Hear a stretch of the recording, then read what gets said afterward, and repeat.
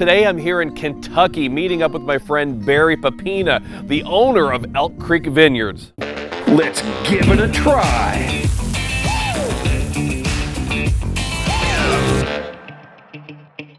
All right, Todd, we are here today to do some amazing 3-inch tomahawk ribeyes. We're also gonna have asparagus and mushrooms with Cabernet wine sauce. It is going to be fantastic. So for the steak, gonna get a little oil on them. We're gonna go on with some kosher salt. Gotta get a lot on because a lot's gonna come off. We have a steak seasoning, which is a little bit of onion, garlic, pepper, salt, beet, and rosemary. All right, we're gonna do both sides.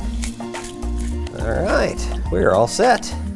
Love to sear the fat on the griddle. We can use that delicious beef fat for our asparagus and mushrooms. The asparagus, we're gonna use a little bit of minced garlic, salt, pepper, real simple. We're gonna keep turning them. We're gonna sear all the sides, gonna render out a lot of that fat. Good stuff, Todd.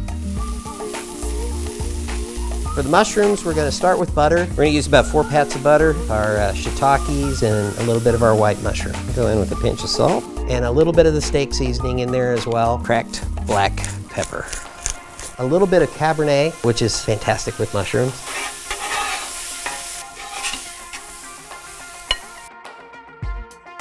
We're at 128, that's pretty good. That one's ready to go. This one's got a little bit longer. We're gonna take and pull that off and let it rest. Let something that big rest for about 10 minutes. Oh yeah. So it's rested, it's ready to be cut. Get your weapon and go to town.